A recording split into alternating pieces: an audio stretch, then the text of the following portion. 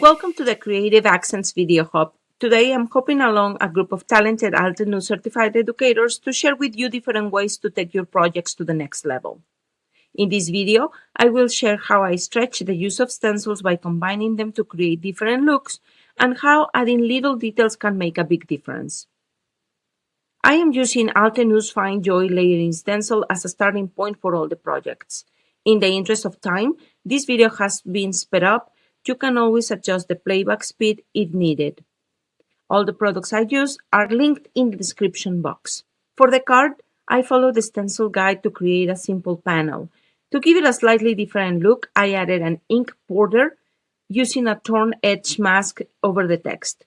You can stop here or take it a step further by covering all the text or highlighting specific areas of it by adding shimmer relief paste, like I did for the word joy in here. And if you like to embellish it more, you can always finish using small pearls or gems as the centers of the flowers. For the next two ideas, I created a poster-style print that you can trim and frame, or you can turn into a pretty custom gift box. To keep things moving, I'll just be sharing the process for the gift box because the masking order is just slightly different than the shadow box, but the idea is pretty much the same. I started with a letter-sized piece of cardstock and centered the text stencil over it. I used light gray ink as the base color.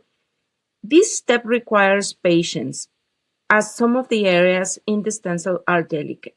When I'm working with intricate stencils, I love using the Perfect Picker tool to keep those sections in place.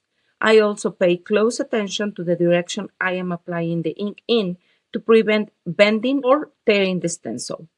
Once the ink blending is done, and without removing the stencil, I add cast shadows to create the illusion of dimension. This helps give the appearance of crossbars and arms within the lettering.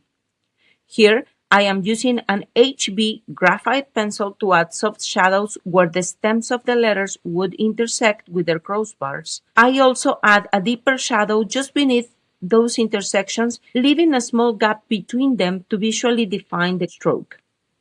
If you have trouble visualizing where to add the shadows, try using a ribbon to form the letter shapes and observe where the light hits. For masking, I use low-tack tape or sticky note paper, making sure the ink is completely dry before putting it over it. When I am happy with the shadows, I come back in with the same color ink to softly blend the pencil strokes.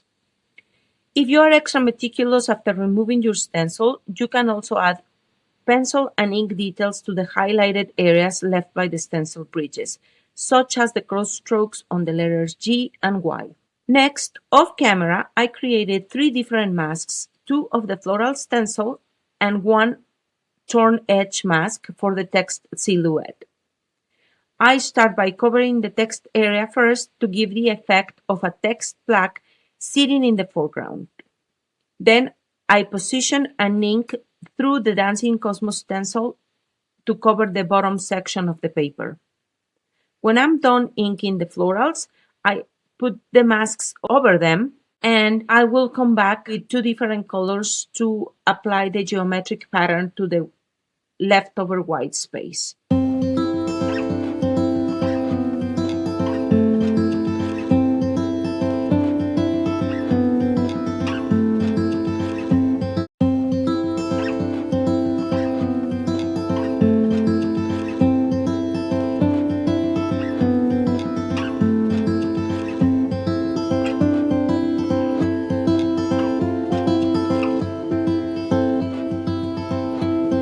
To create a gift box for a set of 8-2 size cards and envelopes, I will trim the poster to 7 3/4 inches by 9 1/4 inches, keeping the text as centered as possible.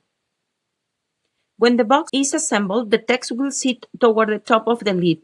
If you prefer it perfectly centered, you can start by cutting the paper to the exact lid size before inking it. I chose to use the full-size paper because I wanted to use the trim pieces as accents for my cards. To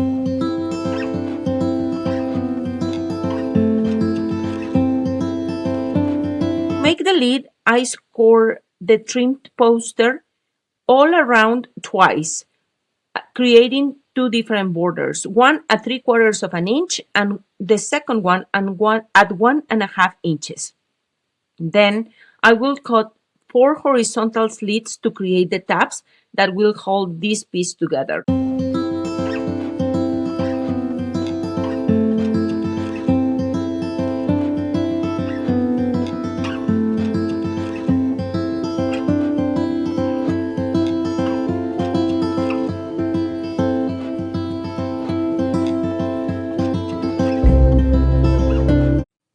To assemble the lid, after reinforcing all the score lines, I will adhere the smaller tabs between the two folded side tabs, and I like to use smaller clips to hold these in place while they dry.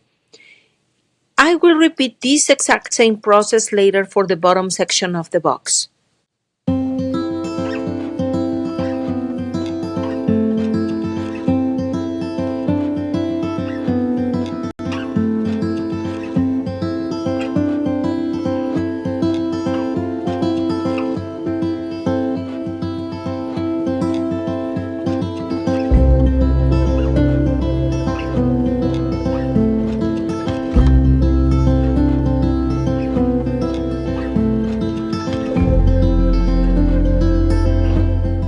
For the base, I cut a slightly smaller piece of cardstock that measures 7 5/8 inches by 9 1/8 inches.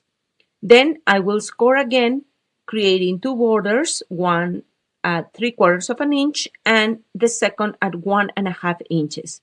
Remember to score all around 4 sides. Cut the slits and assemble. I always try fit the box before adhering the tabs in place. Once everything has dried, I added a few gems to the dots of the eyes to add a little bit of extra sparkle. As you can see, it is the subtle details that really make your projects shine. I hope you give one or all these ideas a try. If you do, don't forget to tag me at Unique by Liz on Instagram or as Liz Ortiz in the Altenew Facebook fan group. Don't forget to subscribe, share, and leave a comment for your chance to win one of 7 Altenew store gift certificates. Thank you so much for stopping by, and please be sure to visit our creative friends for more inspiration. It truly means a lot to us. Until next time, happy crafting!